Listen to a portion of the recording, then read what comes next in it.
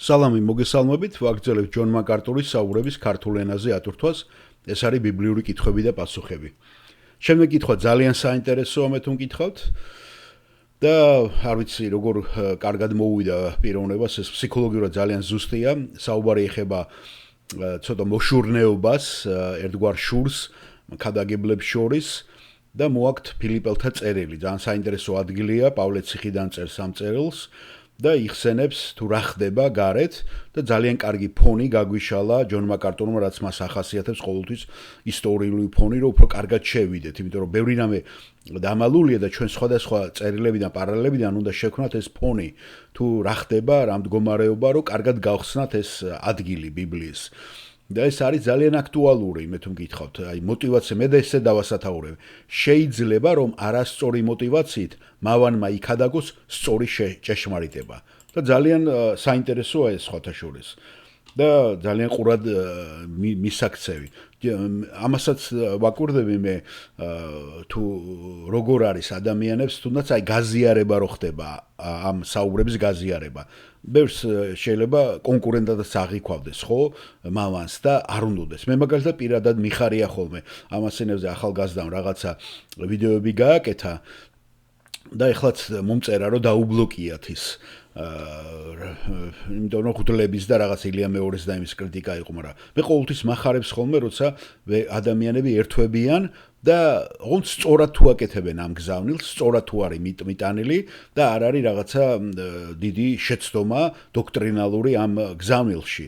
და როცა მეუნებიან ხოლმე მაგალითად ჩემს აზრს მიგვაზე, მე ყოველთვის წავახალისებ ამას და მოუწონებ ხოლმე.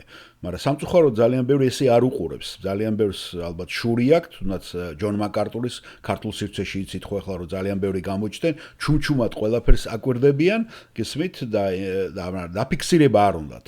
ძალიან ბევრს მე შემიჩნევ ეს შური ძალიან ისეთი ის არის და პატარა ადამიანის ის არის თვისება და ადამიანებს შურთ ძალიან მოშურნეო მამაკაცებში მაინც ეს არის ხო განათლება ზოგი განათლებაზე არის რაღაცა ჩაციკლული და განათლებას იმაშვება და აქედან აქვთ ეს შური და წიგნებში ეძებენ ამას რომ ამოივსონ ეს ისა და ყოველთვის ეს უკმარისობის გზნობა აქვთ მათ არ ვიცი საიდან მოდის ეს მაგრამ ზოგს ხო რა თქმა უნდა მატერიალის და იმის შური აქვთ, მაგრამ აი ესეთი ინტელექტუალური და ის რასაც პავლე აკეთებდა ღმერთის საქმისა, აი ამაზე ამბობს რომ მოშურნება თვითონაც იგზნო ჯონ მაკარტურმა ეს თავის თავზე და განიცადა უკვე 15 წელია უკვე აქ უკვე 83 წელია ამას აკეთებს და მანაც დააფიქსირა ეს თვისება. და ეს ძალიან აშკარა არის, როცა ხდება თუნდაც მოწონება, გაზიარება ისმით რაღაცეების თვითონ სიამოვნებთ მათაც რო აზიარებ, მაგრამ არც ერთი არ აზიარებს დაუშვათ ესეც ხო ჩემი არ არის, ეს არის ნათარგმნი ჯონ მაკარტურის რომ მივიდეს ქართულ მსმენელებამდე და მოისმინონ ალტერნატივა. შეიძლება ყველაფერი 100%-ით მისაღები არ იყოს, მაგრამ ალტერნატივა ხო საჭიროა, ხო? როგორ უყურებს ამერიკელი და შეიძლება ეს დავახასიათოთ სწორი რელიგია, ხედვა, რაც არის ამერიკაში. არის ამერიკაში ძალიან ბევრი ქრისტიანობა, რომელიც შემულობი პროტესტანტიზმი, მაგრამ ეს არის ის ღერძი, რომელზეც აღმოცენდა მაკარტური არ და მარტო ჯონ მაკარტური თავის თავს კი არ წარმოადგენს იმ ტრადიციას, რომელ ტრადიციაზეც აღმოცენდა სწორი ქრისტიანობა ამერიკაში, ევროპიდან რო გადავიდა. და რატო არ უნდა გავეცნოთ ამას და კითხვა-პასუხები ძალიან ის არის, ხო, უფრო ბევრ რამეს წარმოაჩენს ამ მათ შესახებ, რომ უფრო გავიცნოთ, დავახლოვდეთ და რაზე აღმოცენდა მე მათი დემოკრატიაც და ყველა ეს ურთიერთობებიც, ხო? თვით სპორტითაც ახლა მაკარტური ძალიან გაგიჟებული იყო თავის სპორტზე და მაგარი სპორტსმენი უნდა გამოსულიყო. და ჩვენ ახლა სპორტს რო ავიტაცებთ ხოლმე და სპორტში ვბაძავთ, ნახეთ რა ხდება ამ მერაბ დვალიშვილზე და რა ვიცი, რა კერპი შეუქმნა ახლა ამერიკამ ახალი კერპი. სააკაშვილი ხო ყავდათ კერპი და ახლა მერაბ დვალიშვილი. რომ ქართველები და წაახალისონ და ხო ვიცი თუ აი კავკასიელებზე უკეთესები არიან, რუსებზე უკეთესები არიან, ეს ყველაფერი პოლიტიკა, 100%-ით პოლიტიკა, არასდროს არ დაიჯეროთ რომ ეს ისია მარტო გართობა. არა, ეს ყოველთვის როცა ესეთ პოპულარობას იძენს, ეს არის როგორ თქმა უნდა ფულის საკეთებელი საშუალება, აბა ნახეთ რა გადამოუგდეს ფული და რა ფულები კეთდება, ხო? რა არის ახლა 9 მილიონი, თუ დაგიმტრევენ და დაგილეწავენ, ხო? 1 მილიონი სახლი ღირს.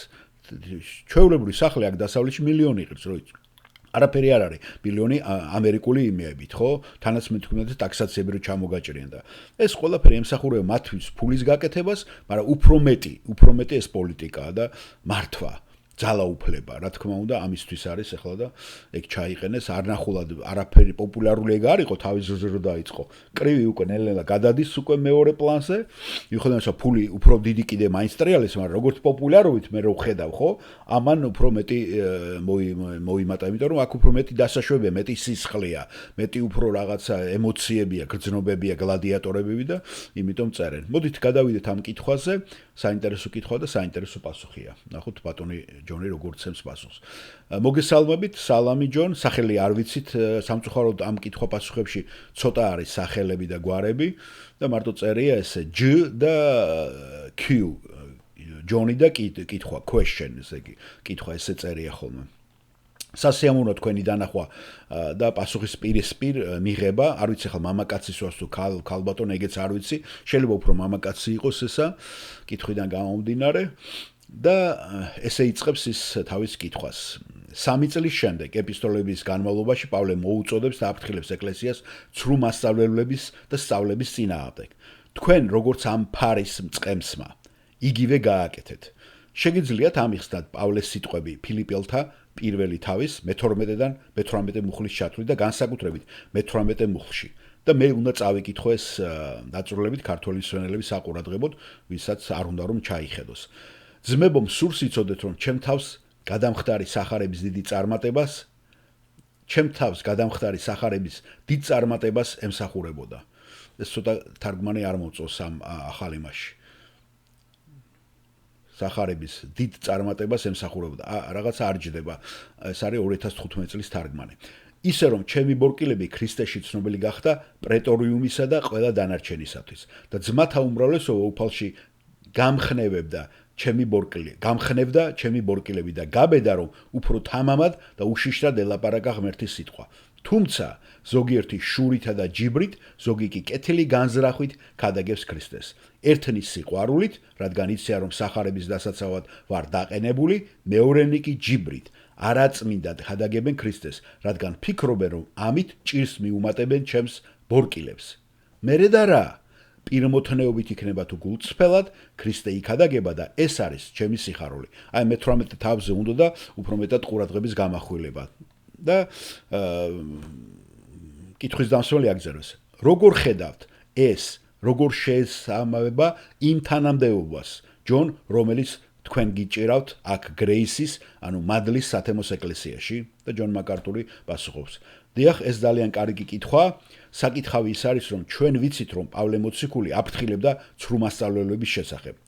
ის ამას მუდმივად აკეთებდა.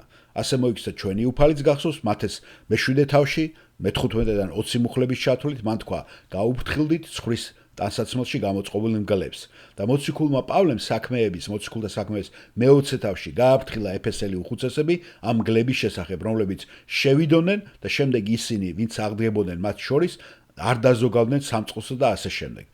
ამის ფონზე პავლე მუდამ აფრთხილებს ცრუ მასწავლებლების შესახებ. და რა შეიძლება ითქვას ახლა ფილიპელთა ამ პირველი თავის მე-18 მუხლზე. მერე და რა, პირმოთნეობით იქნება თუ გულწრფელად ქრისტე იქადაგება და ეს არის ჩემი სიხარული. და განსხვავება ისაა ამასა და წინა გაფრთხილებებში, რომ ცრუ მასწავლებლები არ ქადაგებდნენ ჭეშმარიტ ქრისტეს, მაგრამ აქ ამ ეპიზოდში ეს მათ გააკეთეს. განსხვავება ის იყო, რომ ცრუ მასწავლებლებს ცრუ შეტყობინება ჰქონდა. ამ ადამიანებს კი კორუმპირებული მოტივი ჰქონდათ, არასწორი, ცუდი მოტივი, მაგრამ მესიჯი, ანუ მათი გზავნილი, სუფთა იყო და სწორი. ახლა ნება-მომეცით გითხრათ, რას გულისხმობ. იმ ინციდენტში, რომელსაც პავლე აქ გულისხმობს, ცოტა აუცილებელია ისტორიული ფონის გადახედვა. როდესაც პავლე წერს ფილიპელთა ამ ეპისტოლეს, ის პატიმარი იყო.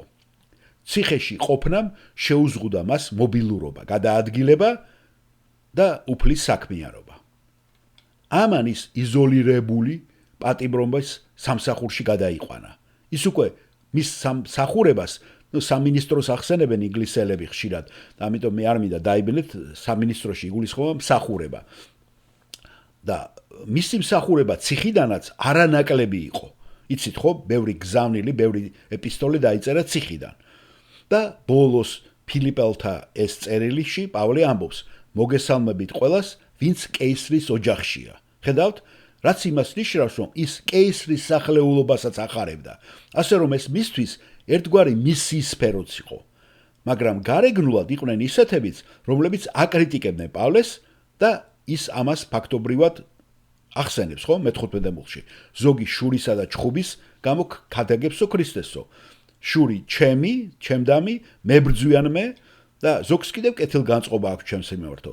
ზოგი ქრისტეს კამათით ქადაგებს, ზოგი პატიოსნად და ვარაუდობენ და არაგულწრფელად აკეთებენო ამასო. ამითი ჩემს ჯაჭვებს ტანჯვას უმატებენო.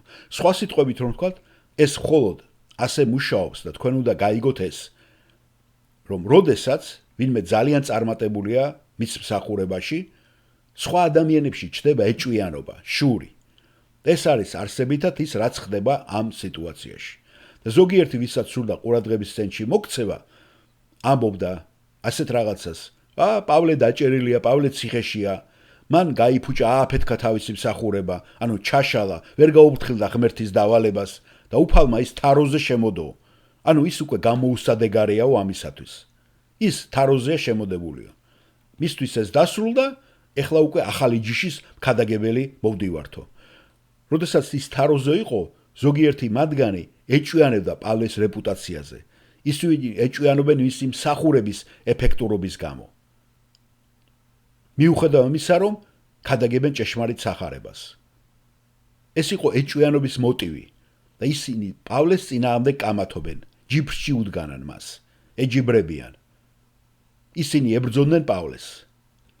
და სწორედ ამას გულისხმობს ის, როდესაც ამბობს: ზოგი ქადაგებს ქრისტეს კეთილგანწყობით, სხვა სიტყვებით ვთქვათ, მათ კარგი განცდები აქვთ, კარგი აზრები აქვთ ჩემს მიმართო. და ჩემი პატიმრობა სხვებმა მე-14 მუხლში გაათამამ, რადგან ისინი ახლა ხედავენ, თუ პატიმარი გახდები, შეგიძლია ციხეში გაბედულად დოქადოგო სიტყვაო. ესე იგი, ბევრმი უფრო გათამამდა და უფრო მეტი რწმენა შეეძინა, თუ პავლე ამას აკეთებს ციხიდან, მეც უკეთეს გავაკეთებ თავისუფალიო. და ამიტომ ამან კარგი შედეგი მოიტანა.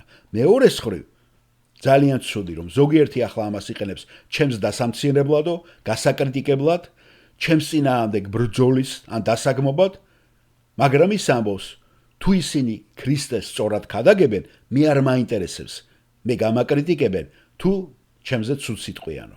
აი ეს არის ამის აზრი. ეს ანიშნავს იმას, რომ პავლე ეთანხმება არასწორ შეტყობინებას, ან რო იყოს ცრუ მასწავლებელი, რომელიც არასწორად იქადაგებდა ქრისტეს.